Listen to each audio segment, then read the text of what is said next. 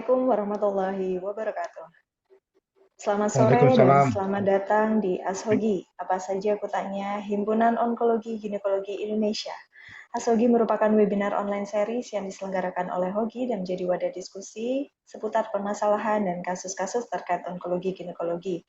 Sore hari ini Ashogi sudah memasuki seri yang ke-93 dan tentunya kembali lagi bersama saya Dr. Hoirunisa sebagai host yang akan menemani bincang-bincang sore kita bersama Ashogi. Tidak lupa dan tidak bosan kami mengucapkan terima kasih kepada para rekan sejawat dokter, SPOG, ginekolog onkologi, serta para guru besar yang telah berkenan untuk meluangkan waktunya mengikuti seri Ashogi dari minggu ke minggunya. Dan kurang lebih selama 60 menit ke depan, kita akan sama-sama berdiskusi serius tapi santai bersama para narasumber yang sudah pakar di bidangnya. Namun sebelum kita memulai diskusi kita pada sore hari ini, saya akan menyapa terlebih dahulu dua orang narasumber dan moderator yang telah berkenan hadir di tengah-tengah kita. Yang pertama yaitu Dr. Ferry Armanza, spesialis obstetrik ginekologi spesialis onkologi. Beliau merupakan konsultan onkologi ginekologi dari Fakultas Kedokteran Universitas Lambung Mangkurat Banjarmasin dan RSUD Ulin Banjarmasin. Selamat sore Dr. Ferry. Selamat sore, Mbak Nisa, Dr. Hoirun Nisa. Sore dok. Baik, untuk narasumber kita yang kedua yaitu Dr. Muhammad Yusuf, spesialis obstetrik ginekologi spesialis onkologi. Beliau merupakan konsultan onkologi ginekologi dari RS Kanker Darmais Jakarta. Selamat sore, Dr. Yusuf. Selamat sore, Dr. Anissa. Sore, dok. Dan yang akan bertindak sebagai moderator kita pada sore hari ini adalah Profesor Dr. Syahrul Raus, spesialis obstetrik ginekologi spesialis onkologi. Beliau merupakan konsultan onkologi ginekologi dari Fakultas Kedokteran Universitas Hasanuddin di RSUD Dr. Wahidin Sudiro Husodo, Makassar. Selamat sore, Prof. Syahrul. Selamat sore, Dr. Hoirun Nisa. Selamat sore, Assalamualaikum warahmatullahi wabarakatuh. Waalaikumsalam. Assalamualaikum warahmatullahi wabarakatuh. Baik, seperti biasanya seluruh peserta yang hadir akan mendapatkan sertifikat ber-SKPID dan untuk kehadiran peserta akan tercatat secara otomatis melalui sistem Zoom. Selama acara kami harapkan kepada seluruh partisipan Ashogi untuk bisa berpartisipasi secara aktif dengan mengajukan pertanyaan secara langsung dengan terlebih dahulu menekan tombol raise hand atau bisa menuliskan pertanyaannya di kolom Q&A yang telah kami sediakan. Dan sore hari ini kita akan membahas topik mengenai manajemen konservatif pada kanker endometrium. Siapa, kapan, dan bagaimana tata laksana konservatif itu bisa dikerjakan pada kanker endometrium akan kita kupas bersama-sama. Namun sebelum kita beralih pada sesi diskusi, saya akan mengundang Sekjen Hogi untuk memberikan sambutan sekaligus membuka acara Ashogi sore hari ini. Kepada Dr. Tovan Widya Utami, spesialis obstetrik ginekologi spesialis onkologi, kami persilahkan.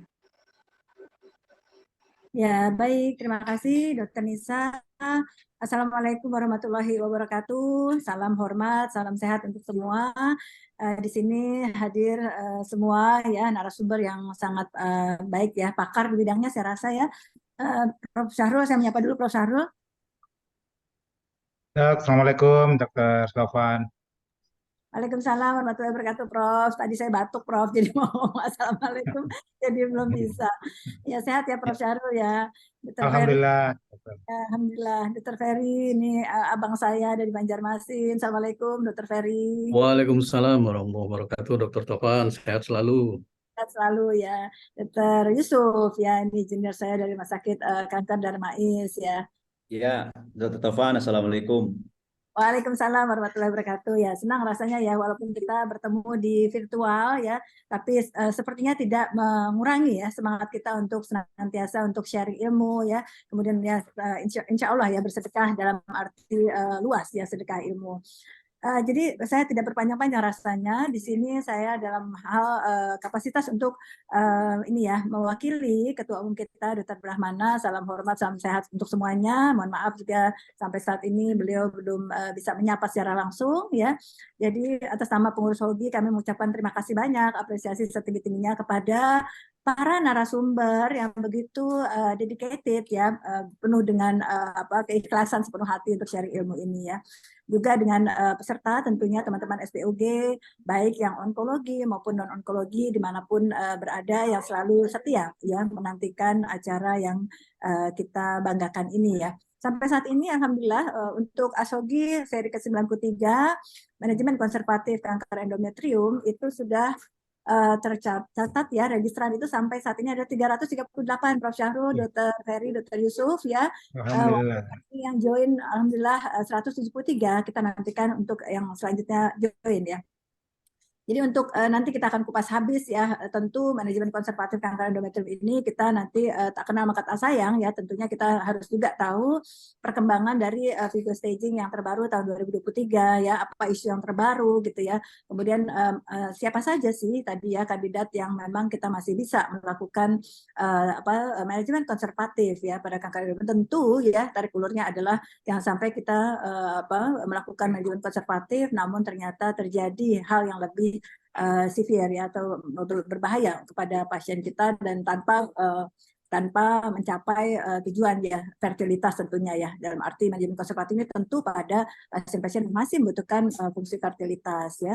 Kemudian apa saja yang dilakukan optionnya, kemudian apa saja yang kita lakukan dalam observasi dan menilai apakah kita berhasil atau tidak manajemen konservatif dan apa tindak lanjutnya, tentu nanti kita akan bahas secara detail ya. Mudah-mudahan ini akan menjadi manfaat untuk teman-teman di meja praktik sehari-hari dan tentu untuk meningkatkan kesehatan reproduksi perempuan khususnya di Indonesia ya. Jadi saya rasa itu saja dari kami. Terima kasih banyak juga kepada Dr. Nisa, kemudian yang di balik layar Dr. Birama, kemudian Mbak Lucy, Mas Alan ya, yang senantiasa untuk mewujudkan ya setiap minggunya, itu luar biasa ya. Baik, mohon maaf atas hal yang kurang berkenan. Saya rasa selamat mengikuti untuk diskusi ini. Mudah-mudahan teman-teman bisa mendapatkan pencerahan ya yang tidak biasanya. Ya, baik, kami menantikan asupan, koreksi ataupun saran-saran yang bersifat konstruktif bagi perbaikan acara kita. Terima kasih banyak sekali lagi. Wassalamualaikum warahmatullahi wabarakatuh. Selamat mengikuti. Waalaikumsalam. Waalaikumsalam warahmatullahi wabarakatuh. Terima kasih Dr. Tovan atas sambutannya. Baik, selanjutnya kita akan memasuki ke sesi berikutnya, yaitu sesi diskusi dan pemaparan. Kami persilahkan kepada moderator kita, Profesor Dr. Syahrul Rauf, spesialis obstetrik ginekologi, subspesialis onkologi, untuk memandu jalannya diskusi. Silakan, Prof.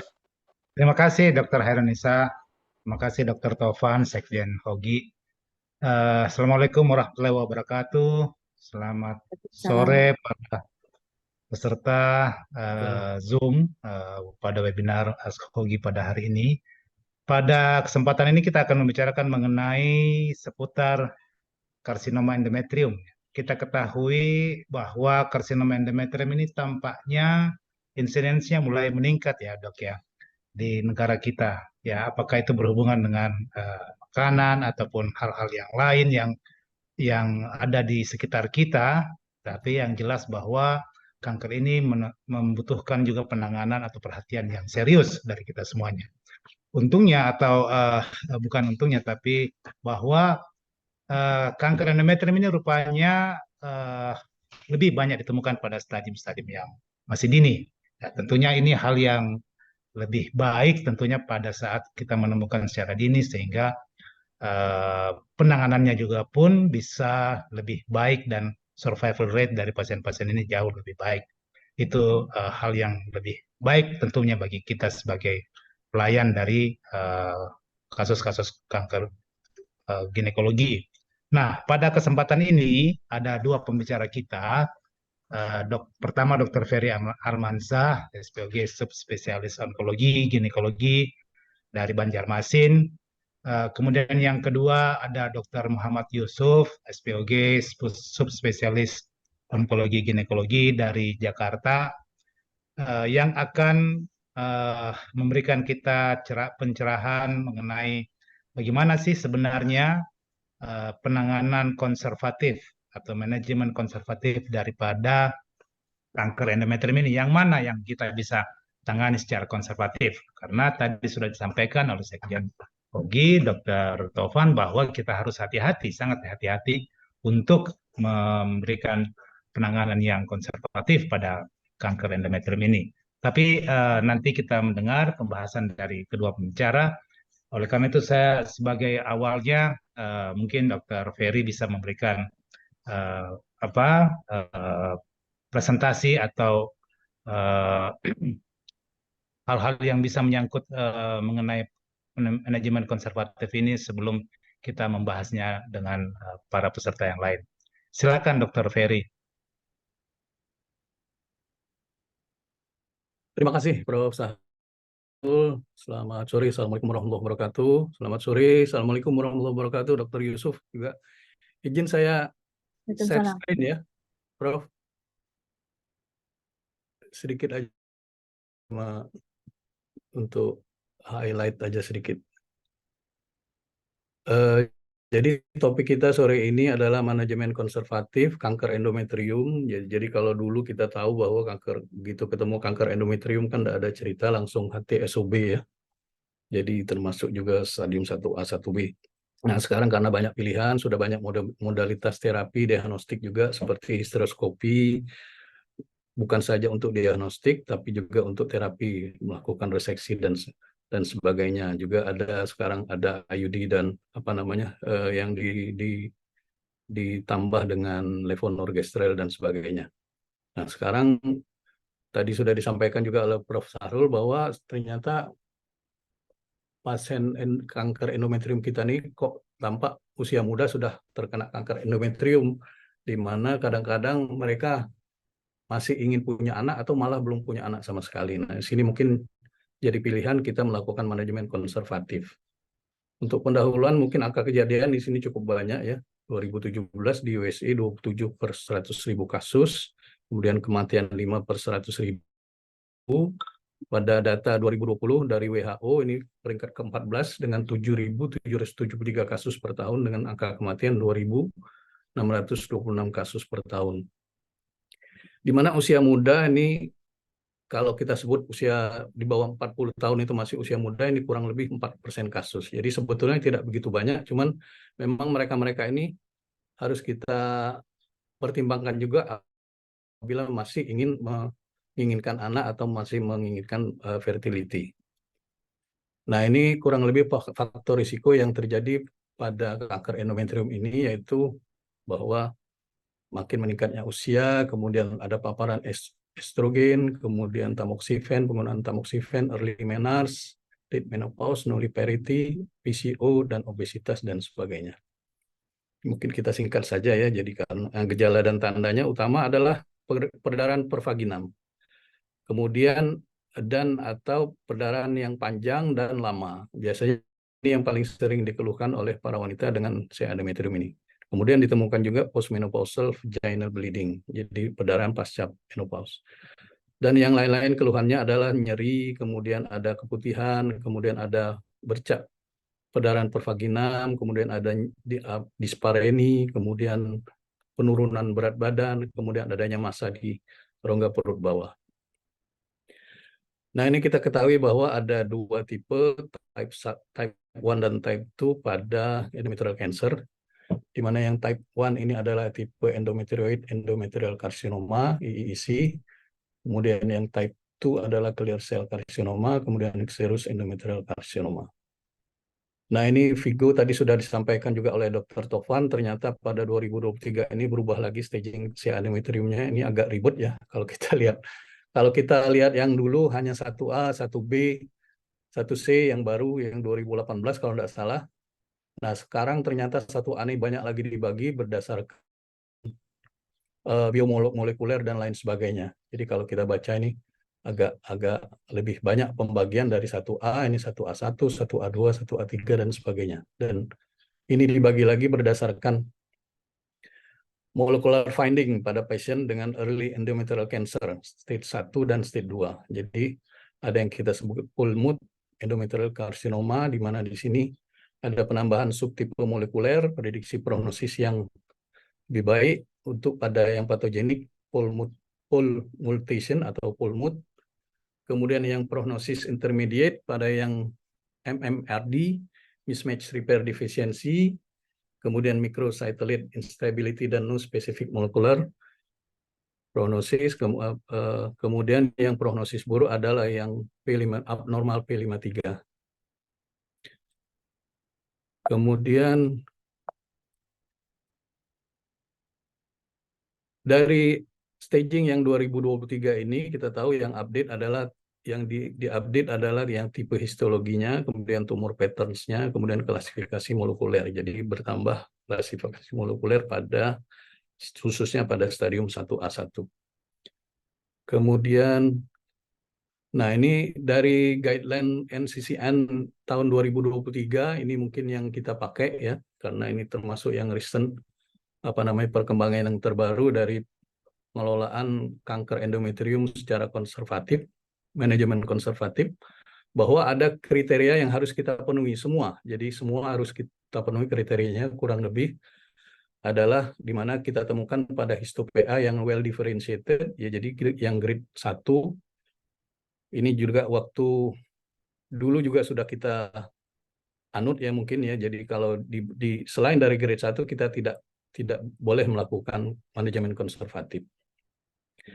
Kemudian penyakitnya terbatas hanya pada endometrium saja, dibuktikan dengan pemeriksaan MRI. Nah, ini masalahnya mungkin MRI tidak semua ada di semua rumah sakit ya, kemudian atau transvaginal ultrasound. Nah, ini mungkin sudah ada semua. Kemudian tidak adanya suspicious atau metastatic disease pada pemeriksaan imaging. Kemudian tidak ada kontraindikasi medical therapy atau untuk pregnancy. Kemudian pasien mau melakukan konseling dan melakukan standar treatment pada endometrial carcinoma. Nah, kemudian kita lakukan konsultasi dengan ahli fertility, kemudian baru kita lakukan treatment baik itu dengan hormonal terapi maupun progestin IUD. Kemudian tentu tidak lupa juga melakukan manajemen lifestyle.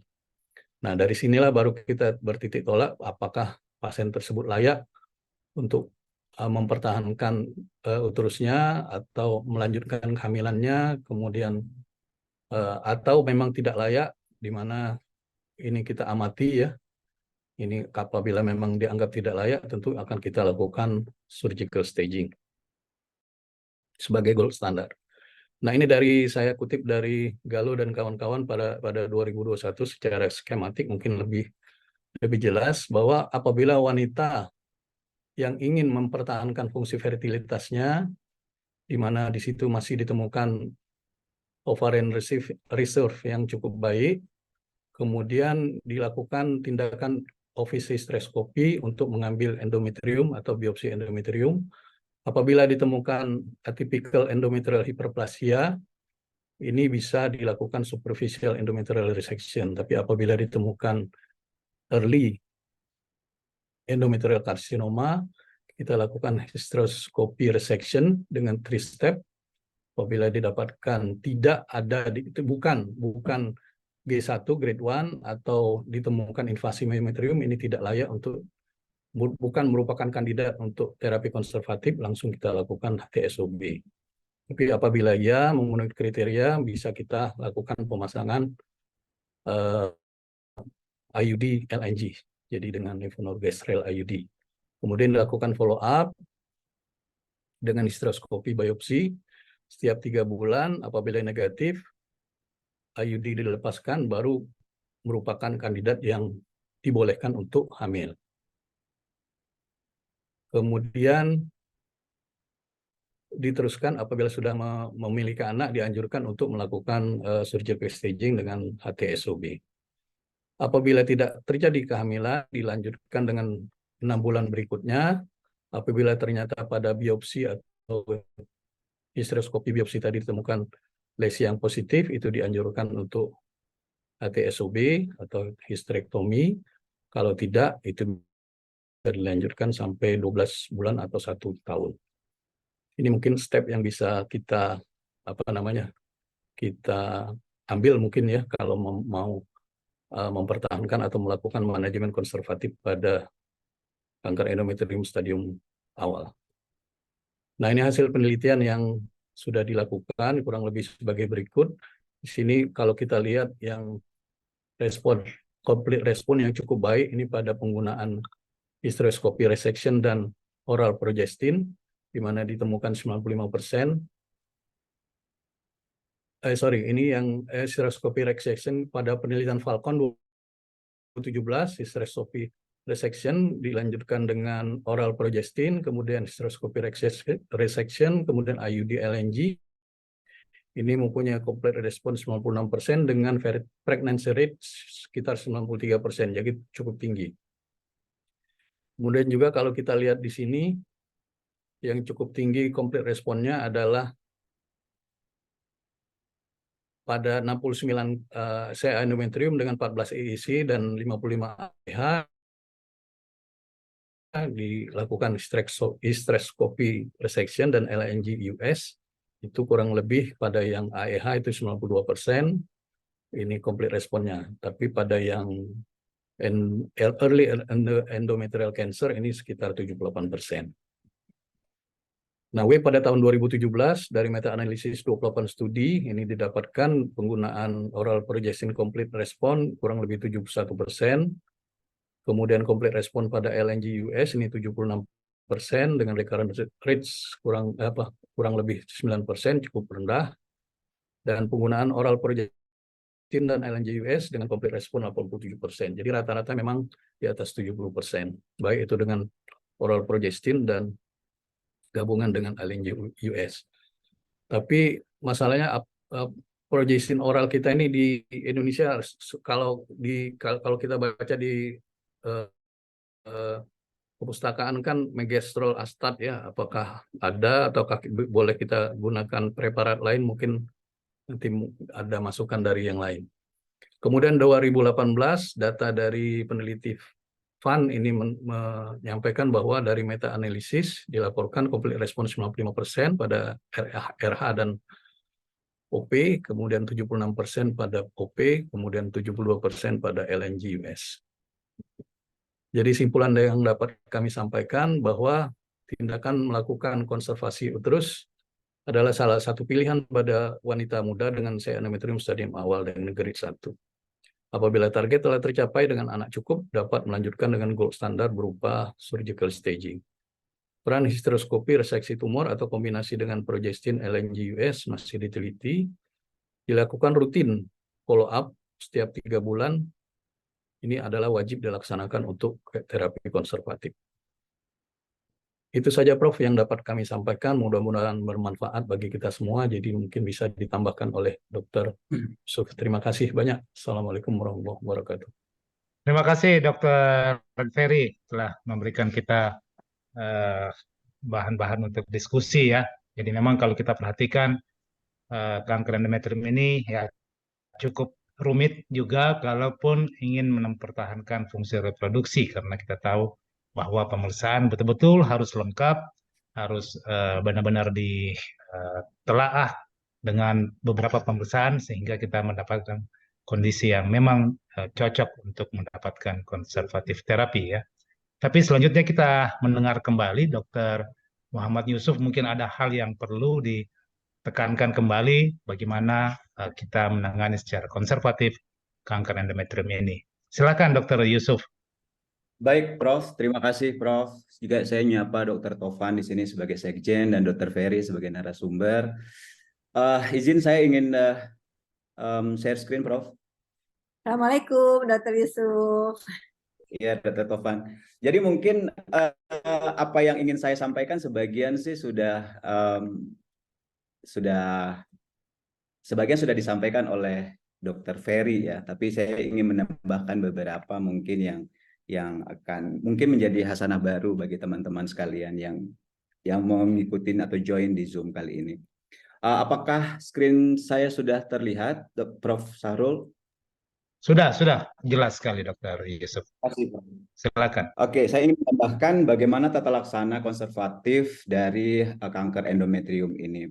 Ini adalah point of view yang akan saya sampaikan terkait background, kemudian risiko dari preservasi fertilitas itu sendiri, kemudian siapa yang menjadi kandidat ideal untuk mendapatkan terapi konservatif ini, kemudian pilihan-pilihan terapi yang mungkin bisa menjadi option bagi pasien-pasien, serta follow up yang akan kita kerjakan untuk mengikuti pasien pasca terapinya. Sebagai background mungkin kita sudah tahu ya bahwa endometrial cancer ini meningkat. Kenapa dia meningkat sekarang ini? Ya kita lihat karena populasi kita sebagian besar sudah sangat obes karena memang nutrisinya sudah baik, juga usia harapan hidup di Indonesia itu sudah, kalau misalkan kita lihat berbandingkan dari tahun 50 sampai dengan tahun 2022 terakhir, itu perbedaannya hampir sekitar 20 tahun. Nah, saat ini memang standar untuk penanganan kanker endometrium itu adalah HTSOB dengan asesmen dari retroperitoneal lymph node. Nah, sebagian besar memang yang menderita kanker endometrium ini adalah wanita-wanita pasca menopause, tapi 4,5% insidennya itu sama seperti yang disampaikan oleh Dr. Ferry, itu ada di bawah 40 tahun. Di mana pada kelompok ini itu memerlukan preservasi fertilitas apabila mereka menderita kanker endometrium. Nah, approach-nya adalah untuk kanker endometrium ini bisa terapi kalau misalkan dengan progestin terapi, kalau misalkan selesai ingin selesai dengan kebutuhan tentang preservasi fertilitasnya, maka surgical staging dapat kita kerjakan. Nah, ini yang saya sebutkan barusan. Kemudian sebenarnya untuk mempertahankan fungsi fertilitas itu sendiri pada pasien-pasien kanker endometrium stadium awal yang kita duga stadium awal pada usia muda itu juga ada resiko. Resikonya apa saja? Pertama, kita tidak kadang kita menemukan undetected advanced endometrial cancer yang dari modalitas imaging yang kita miliki, kita miss bahwa sebenarnya ini bukan stadium awal, tapi stadium advance. Itu yang resiko pertama. Yang kedua adalah pada kanker endometrium di mana histologi grade-nya itu lebih dari 1, maka ada moderate risk untuk terjadinya extrauterine disease, jadi penyebaran di luar dari endometriumnya. Nah, pada usia muda, mereka yang usia muda ini menderita kanker endometrium, maka resiko untuk undetected atau tidak terdeteksi di ovarium secara sinkronos, dia juga menderita kanker ovarium itu lebih tinggi dibandingkan populasi yang lain. Nah, kemudian kita lihat ini risikonya ini hampir sekitar kurang lebih 25%. Nah, pada pasien-pasien yang muda dengan endometrial cancer juga punya potensi untuk menderita Lynch syndrome sebagai underlying terjadinya cancer pada kelompok ini gitu. Nah, ini adalah step plan kita pada kasus-kasus yang apabila kita temukan kanker endometrium di stadium awal. Pertama, kita tentukan dulu siapa kandidatnya yang tepat untuk mendapatkan preservasi dari fungsi fertilitasnya. Yang kedua, step berikutnya adalah kita melakukan biopsi. Biopsi bisa kita kerjakan melalui hysteroscopy ataupun melalui blind biopsi. Nah, setelah itu baru kita berikan hormonal terapi dan melakukan reassessment dalam 6 bulan. Siapa kandidat yang tepat untuk mendapatkan preservasi fertilitas pada kanker endometrium usia muda? Yang jelas histotype-nya adalah endometriotype. Ini yang paling penting untuk kita ketahui. Yang kedua adalah stadium 1A, di mana lesi hanya terbatas di dinding endometrium, tapi tidak terdapat invasi ke myometrium. Kemudian kita juga bisa mengevaluasi apakah ada extrauterine disease melalui pemeriksaan imaging, baik pemeriksaan USG, maupun pemeriksaan CT scan, MRI, atau bahkan dengan PET scan. Juga kita harus lihat ini, apakah compliant pasien ini cukup baik apa tidak. Nah, kedua, yang berikutnya adalah pasien memiliki kemauan atau keinginan untuk hamil. Karena kemauan dan keinginan untuk hamil ini ada, terkadang pasien tetap pengen hamil namun tidak memiliki support finansial yang cukup. Karena pada kasus-kasus endometrial cancer ini kita harus memiliki batasan waktu kapan kita akan membiarkan pasien untuk hamil atau tidak gitu. Nah, kemudian setelah kita menentukan kandidat yang cocok untuk mendapatkan preservasi fertilitas ini, mereka-mereka yang memang kalau misalkan setelah akan kita masukkan ke dalam program fertility preservation ini, maka pasien apabila selesai kita lanjutkan dengan program kehamilan as soon as possible.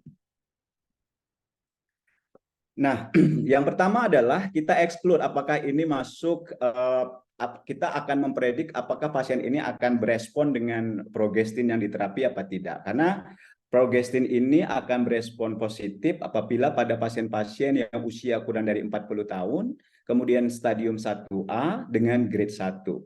Karena kalau misalkan pada stadium lanjut, respon rate dari progestin ini akan menurun, yaitu kurang lebih 37% pada grade 1 dan 9% pada grade 3. Jadi penting untuk menentukan bahwa ini adalah kandidat stadium 1A dengan grade 1. Nah, ini menentukan stadium 1A ini adalah paling penting karena kita lihat ini sebagai prognostik faktor yang paling penting. Karena apa? Karena pada stadium 1A grade 1, resiko metastasis ke node itu hanya kurang dari 1%. Itu bagi mereka, bagi kasus endometrial cancer yang tidak ada invasi. Dengan harapan hidup, dengan PFS 5 tahunnya itu lebih dari 95%.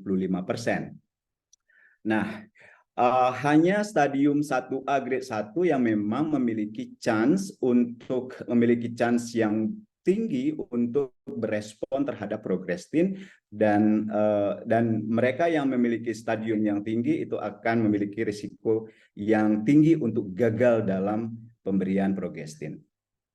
Treatment option di sini saya mengambil dari konsensus yang baru dikeluarkan oleh ESGO, ESG dan Human Reproductive di European Society yang baru dipublish tahun 2022. Yang pertama treatment option adalah hormon terapi. Nah, untuk hormon terapi ini combine antara hysteroscopy resection dilanjutkan dengan pemberian oral progestin atau levonorgestrel intrauterine device. Ini adalah metode yang paling efektif untuk fertility sparing. Baik itu dari aspek complete response rate-nya maupun dari aspek keberhasilan melahirkan bayi hidup. Untuk progestin atau IUD LNG ini mungkin dia sifatnya equal atau sama dalam aspek kejadian recurrency rate setelah fertility sparing treatment diberikan. Untuk dosis progestin yang kita berikan itu bisa menggunakan megestrol asetat untuk dosis 160 sampai 320 mg per hari atau dengan medroksiprogesteron asetat dengan dosis 400 sampai 600 mg per hari. Nah, untuk LNG IUD dengan dosis 52 mg bisa diberikan sendiri ataupun kombinasi, itu juga aman untuk diberikan. Tapi memang kalau misalkan kita lihat bukti level of evidence-nya itu 3B, di mana pada beberapa studi untuk pemberian LNG IUD pada tahap awal itu secara sendiri itu tidak masih diperdebatkan, namun lebih baik diberikan kombinasi. Nah, yang paling penting dari ini semuanya adalah kontrol berat badan, karena ini yang paling membantu pertama untuk meningkatkan regresi dari kankernya itu sendiri. Yang kedua adalah untuk meningkatkan keberhasilan atau peluang keberhasilan kehamilan itu sendiri. Ini adalah studi yang sama seperti oleh Dr. Ferry, di mana kalau misalkan kita lihat dari Falcon, kombinasi antara hysteroscopy, oral progesteron, dan LNG IUS, complete responnya itu 96%, dengan angka keberhasilan hamilnya itu 93%.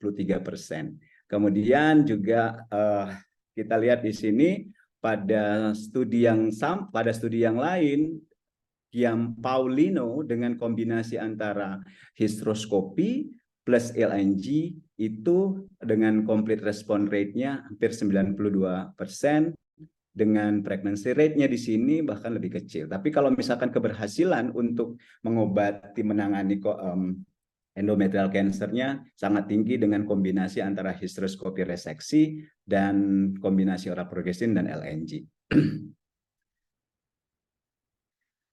Nah, berapa lama kita mengobati pasien-pasien kanker endometrium yang usia muda ini? Rekomendasinya adalah 6 sampai 12 bulan. harus tercapai complete respon. Ini adalah sementara maksimum untuk complete respon tidak melebihi 15 bulan.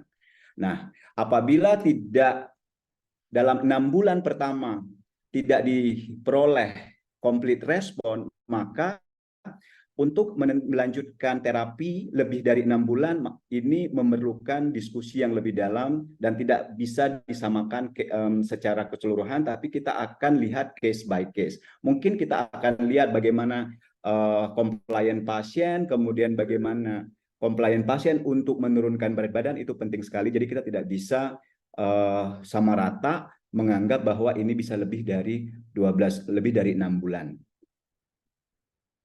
Nah, untuk follow up-nya kita melakukan biopsi endometrium, 2 kali melakukan pemeriksaan biopsi endometrium dengan interval 3 bulan. Itu penting untuk melihat apakah pekerjaan kita, terapi kita berhasil apa tidak. Nah, kemudian setelah complete respon, maka pasien wajib langsung persiapan untuk kehamilan. Nah, apa yang kita kerjakan dalam follow up ini? Yang pertama tentu kita melakukan pemeriksaan klinis dan melakukan scanning USG setiap 3 bulan pada saat pasien kontrol.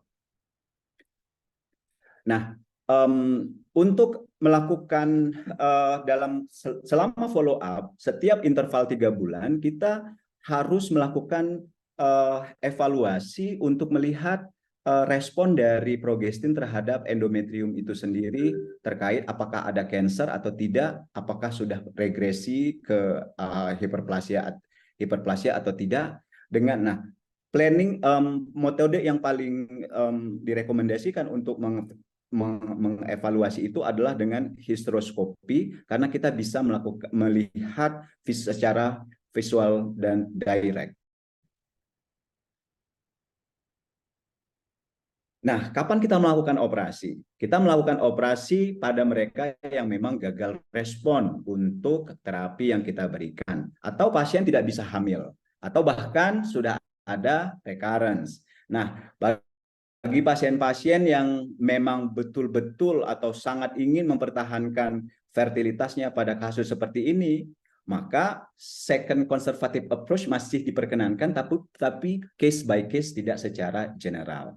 Nah, apabila setelah berhasil hamil, maka pasien hamil dan melahirkan, maka kita sarankan atau kita rekomendasikan pasien untuk dilakukan completion surgery, ya, untuk case apakah pengangkatan indung telur pada kasus seperti ini diperkenankan atau bisa ditinggal atau tidak, itu mungkin diskusinya akan case by case dilihat dari compliance pasien. Itu yang menjadi tambahan saya, Prof. Sahrul. Mungkin nanti kita akan lanjutkan di diskusi. Terima kasih.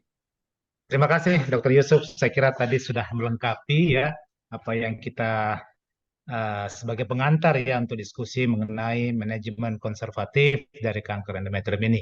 Kita sudah melihat semuanya bagaimana kompleksnya pemeriksaan-pemeriksaan yang dibutuhkan, bukan hanya dari segi kondisi stadium ataupun tipe histologi daripada kanker endometrium itu sendiri, tetapi juga tergantung dari kondisi pasien itu ya.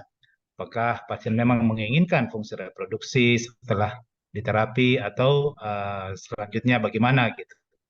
Oleh karena itu tentu masih ada mungkin hal-hal yang masih bisa didiskusikan di dalam membicarakan mengenai hal ini, karena ada saja hal-hal yang mungkin ada perkecualian yang bisa dijadikan pegangan bagi kita semuanya untuk tetap menangani kanker endometrium ini dengan baik, gitu ya.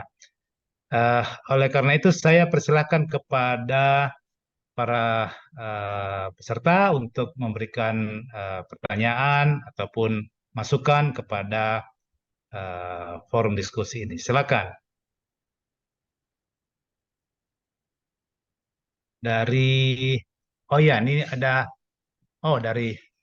Ini dari kolega kita juga ini, Dr. Syamel ya. Ya, mungkin ya. Jadi izin bertanya kepada Dr. Ferry dan Dr. Yusuf ya. Ada sedikit pengalaman pada kanker endometrioid grade 1 stadium 1A. Setelah reseksi endometrium dengan histeroskop dan pemberian MPA untuk 3 bulan, saat follow up histeroskopi ditemukan adanya beberapa tempat terjadi adesif. Apakah ini berhubungan dengan pemberian progesteron atau ada faktor lain? Dan bagaimana tata laksana yang paling optimal? Terima kasih. Ya, silakan mungkin ada masukan dari Dr. Ferry. Ya, terima kasih Prof. Sahrul. Terima kasih Dr. Syamel. Apa kabar di Padang? Sehat selalu ya. Jadi memang sebetulnya kalau kami sendiri tidak punya pengalaman melakukan histeroskopi reseksi pada si endometrium stadium 1A ini. Jadi memang kami sendiri PA-nya juga kadang-kadang kan belum begitu komprehensif melakukan pemeriksaan sediaan PA. Jadi mohon dimaklumi. Kemudian juga, nah menurut kami apabila setelah dilakukan reseksi secara histeroskopi, bisa saja akibat tindakannya sendiri terjadi perlengketan tersebut, dan juga pemberian progestin sendiri kita ketahui bisa juga menyebabkan adesif pada endometrium yang setelah pemberian progestin, yang kalau kita ketahui pemberian progestin pada kasus-kasus ini kan cukup tinggi dosisnya ya. Jadi DMPA tadi kan sampai 600 miligram per hari kalau kita lihat di referensi ya. Jadi memang cukup tinggi. Jadi kemungkinan adesif bisa terjadi juga. Nah, kemudian memang sarannya tadi kan alternatif terapi selain oral progestin atau progestogen yang lain, medroxyprogesterone astat, bisa juga kita berikan LNG IUD dengan levonorgestrel yang sudah cukup lama beredar di Indonesia ya. Jadi salah satu keuntungannya mungkin menghindari sinekia, kemudian juga IUD tersebut juga mengandung progestin ya. Saya kira bisa juga sebagai alternatif terapi pada kasus-kasus yang mengalami adesif yang cukup berat, walaupun hanya pada beberapa tempat tadi kasus tersamel. Itu mungkin yang bisa saya sampaikan, Prof. Sahrul. Terima kasih. Ya. Jadi penanganan lainnya dengan pemberian IUD LNG ya, kurang lebih seperti itu ya, Dr. Ferry. Atau mungkin Dr. Yusuf mungkin ada hal lain yang mau diberikan masukan. Silakan, Dok. Terima kasih Prof. Sahrul, Dr. Syamel. Jadi kalau misalkan kita lihat problem dari histeroskopi reseksi ini adalah perlekatan. Apabila pada kasus-kasus di mana myometrial invasion-nya sudah terjadi. Sehingga penting sekali histeroskopi ini dikerjakan secara optimal tanpa mengakibatkan luka skar di myometrium. Nah, terkadang tadi literatur review yang ditampilkan itu memang histeroskopi reseksi dikombin dengan oral progestin, dikombin dengan IUD LNG, itu menjadi respon rate-nya tinggi serta angka keberhasilan hamilnya juga tinggi. Tapi terkadang apabila memang ini dikerjakan pada kasus-kasus yang dapat mencederai dari myometriumnya. Jadi ketika melakukan reseksinya terlalu dalam, maka itu akan mengakibatkan salah satu perlekatan seperti ini, dan juga memang dapat mengakibatkan kegagalan dalam untuk dapat terjadi kehamilan. Nah, itu yang memang sering kali terjadi pada kasus-kasus histeroskopi reseksi. Ditambah memang pada kasus-kasus dengan pemberian oral progestin ini juga kita tahu bahwa endometrium itu sangat tipis ya, Prof. Jadi dengan sangat tipisnya endometrium ini juga angka keberhasilan kehamilan itu juga akan menjadi sangat rendah. Ya, jadi artinya penggunaan histeroskopi ini untuk reseksi juga perlu kehati-hatian. Hati-hati. Ya, jadi makanya saya usul sih Prof. Jadi kalau misalkan saran saya sih kalau misalkan sudah ada myometrial invasion, artinya Ya, memang bukan bukan. kandidat yang juga untuk kita lakukan Betul. preservasi. Walaupun kita kalau karena problemnya adalah kalau kita ingin menahan progresivitas kankernya, artinya kita ingin mencapai complete respon dari terapi kita untuk kansernya itu sendiri mungkin mudah ya Prof ya. Tapi yang paling sulit ini adalah bagaimana membawa pasien untuk bisa hamil. Itu yang paling sulit. Itu yang Nah, paling sulit. itu kan yang sebenarnya kalau memang kasusnya mengharapkan fungsi reproduksinya, tentu itu yang Ya, jadi jadi tantangan gitu tantangan. ya. Makanya kalau misalkan Ya, menurut saya pasien kan pemilihan atau kandidat pasien yang mana yang tepat untuk menjalani ini adalah mereka yang punya uang untuk bisa IVF, Bro. ya, Sekarang itu IVF tidak di-cover oleh BPJS kan? betul. Artinya mereka yang punya uang, yang siap setelah selesai 6 bulan complete respon, langsung masuk IVF, kita bisa koordinasi dengan teman-teman endokrin, itu yang paling tepat. Tapi kalau misalkan hanya menunggu menabung dulu setahun 2 tahun, kita nggak akan bisa membiarkan pasien ini akan jatuh ke progresivitas kankernya. Ya, jadi Setuju dok, jangan ya, nanggung ya, jadi ya, jangan tanggung-tanggung Ya, kalau memang mau ini ya, konservatif. ya, Ya, betul.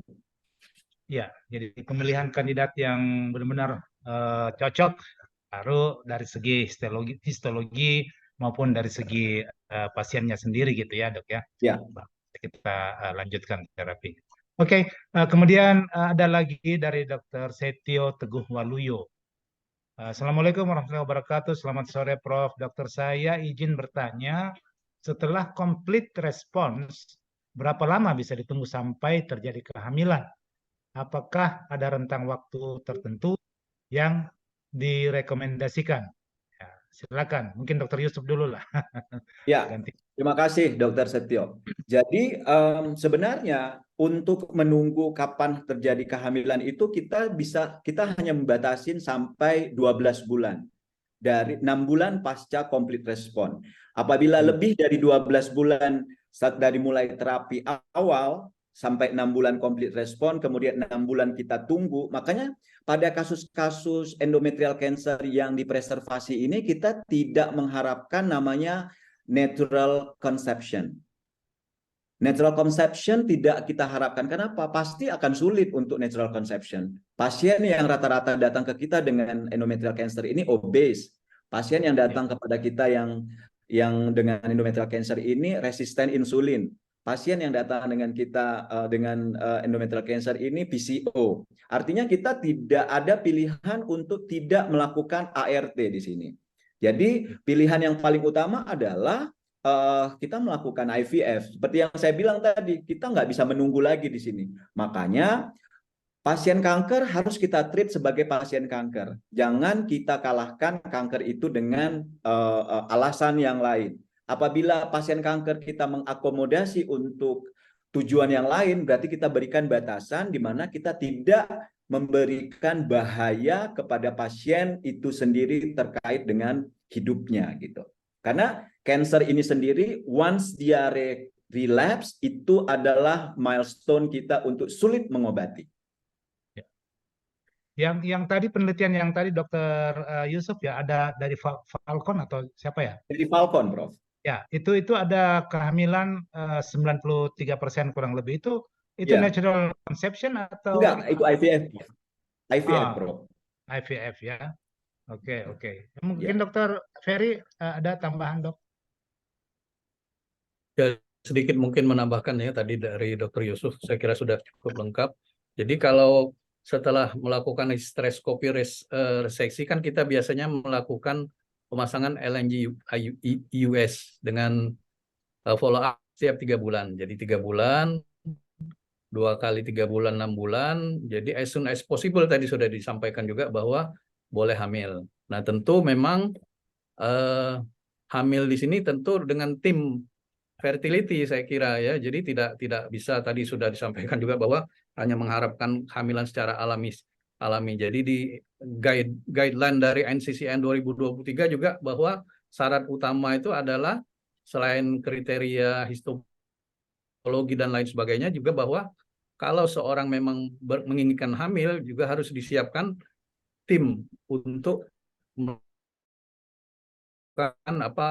IVF pada pasien tersebut. Jadi memang tidak bisa kita hanya menunggu saja mengharapkan kehamilan secara alami. Jadi memang harus disiapkan betul-betul supaya terjadi kehamilan melalui IVF atau bantuan lain. Nah, kemudian setelah terjadi kehamilan, tadi batasan waktunya kan tadi sudah disampaikan juga bahwa 1 tahun. Jadi 1 tahun apabila tidak terjadi kehamilan mungkin perlu dilakukan surgical staging pada pasien tersebut dengan berbagai pertimbangan ya. Jadi bahwa ternyata sekarang berkembang untuk melakukan preservasi ovarium masih dimungkinkan dengan alasan-alasan tertentu. Jadi ada beberapa pertimbangan yang bisa pada kandidat tertentu kita bisa melakukan preservasi ovarium. Itu saja mungkin tambahan dari saya, Prof. Terima kasih. Ya, terima kasih Dr. Ferry sudah melengkapi apa yang telah disampaikan tadi Dr. Yusuf gitu ya. Ini kita masih ada kurang lebih 7 menit lagi. Saya lihat belum ada pertanyaan, tapi saya ingin mengkonfirmasi dari Dr. Yusuf tadi, jika kita gagal ya di dalam tadi terapi konservatif, tentu setelah itu kita lakukan operasi. Tetapi ada tadi pernyataan bahwa masih ada chance untuk melakukan second conservative approach. Itu Ya, gimana, Dr. Yusuf? second Bisa conservative approach di sini mungkin pada case-case tertentu ya, Prof. Jadi kalau misalkan pasiennya strongly nggak mau diangkat gitu ya, betul ya. kita sudah jelaskan segala macam, kita betul pasien tetap juga tidak mau, mungkin kita berikan second approach gitu kepada pasien untuk konservatif, tapi tidak melebihi dari 15 bulan gitu, Prof. Tapi sebenarnya untuk melihat case-case mana saja, mungkin kita harus lihat dulu dari kriteria pasiennya. Apakah pasiennya itu compliance-nya baik, kemudian kalau misalkan compliance-nya baik, mungkin kita bisa bantu gitu, Prof. Tapi kalau misalkan hanya nafsunya saja, tapi tidak ada usaha, saya kira kita sendiri berhak untuk menolak kalau misalkan pasien tetap tidak mau lagi kita terapi gitu. Itu, Prof.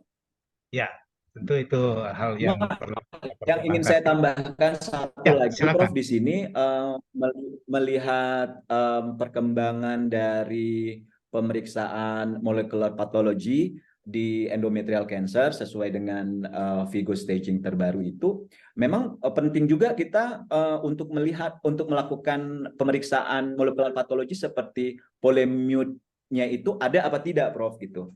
Karena dengan adanya mutasi di POL-I tadi ini ternyata kita bisa lebih strong punya keyakinan resiko recurrency rate-nya pada kelompok kasus ini akan rendah bahkan 0%. Jadi kalau misalkan stadium 1A dengan polemute-nya positif, itu mungkin kandidat yang sangat cocok untuk menjalani fertility preservation tadi gitu. Dibandingkan kalau misalkan itu mungkin yang bisa menjawab Prof tadi, kalau misalkan gagal juga tidak berhasil hamil, kemudian kita bisa menunggu mungkin pada kasus-kasus ini, Prof. Tapi kalau misalkan stadium 1A dengan P53 abnormal dengan recurrency rate-nya yang tinggi, mungkin kita tidak akan berikan kesempatan lagi gitu. Mungkin kita akan diskusi case by case untuk kasus-kasus siapa yang kita berikan second chance. Ya, oke. Ya, saya kira itu. Dr. Ferry ada tambahan lagi? Ya, terima kasih, Pak. Mengenai- Saya kira cukup ya. Jadi sudah Ya. cukup lengkap dari dokter. Karena saya ingin bertanya juga, bagaimana yang melaksanakan terapi konservatif ini, apakah bisa sejawat kita dok SPOG umum atau harus onkolog, gimana? Saya tidak punya kompetensi Umit di bawah ini karena saya bukan bagian dari regulator ya, Pak ya. Cuma kalau misalkan dari sisi aspek klinis, mengingat kondisi follow up, kemudian mengingat kondisi penentuan kandidat pasien ini harus sangat-sangat selektif gitu ya, sangat-sangat ketat dan membutuhkan approach yang multidisiplin, saya kira masih tepat ditangani oleh gynecology oncologist, Prof. Gynecology. Menurut Dr. Ferry gimana, Dr. Ferry? Ya, saya mengacu dari guideline NCCN aja lah, Prof. Jadi di situ bahwa harus Betul. dilaksanakan. Kalau memang kita memutuskan untuk melakukan konservatif, saya kira harus dikerjakan oleh tim ya, tim yang cukup adekuat, saya kira baik onkologi maupun fertility ya. Jadi kalau memang tadi ditemukan kuret panahnya ke atas, HTSOB surgical bukan surgical staging, justru HTSOB saja saya kira kan masih perdebatan boleh. Sekarang kan katanya boleh dilakukan oleh SPOG umum ya. Ya, Ya. tapi kalau memang ingin melakukan konservatif, saya setuju dengan Dr. Yusuf, saya kira lebih baik dilakukan oleh tim yang komprehensif. Terima kasih. Ya, saya kira. Nanti kita tanya Dokter Topan. Siap. Kata terakhirnya Dokter Topan nanti kita tunggu. Jadi saya kira sebagai moderator tentu ya saya tidak bisa menyimpulkan secara lengkap, tapi paling tidak bahwa kita harus tetap hati-hati di dalam melakukan terapi terhadap kasus kanker endometrium. Walaupun itu stadium awal, tetapi untuk menentukan awalnya inilah yang paling penting, bahwa memang dia stadium awal, dan kalau ada pasien yang menginginkan fungsi reproduksinya pun benar-benar harus secara ketat, telah disampaikan tadi, selektif banget untuk melihat apakah memang kondisinya memungkinkan untuk itu. Karena dibutuhkan banyak pemeriksaan. Bahkan kalau kita lihat di jurnal-jurnal sampai pemeriksaan molekuler pun dibutuhkan untuk menseleksi apakah memang pasien ini cocok sebagai kandidat untuk dilakukan manajemen konservatif untuk mempertahankan fungsi reproduksinya. Ya, saya kira itu yang bisa disimpulkan secara umum.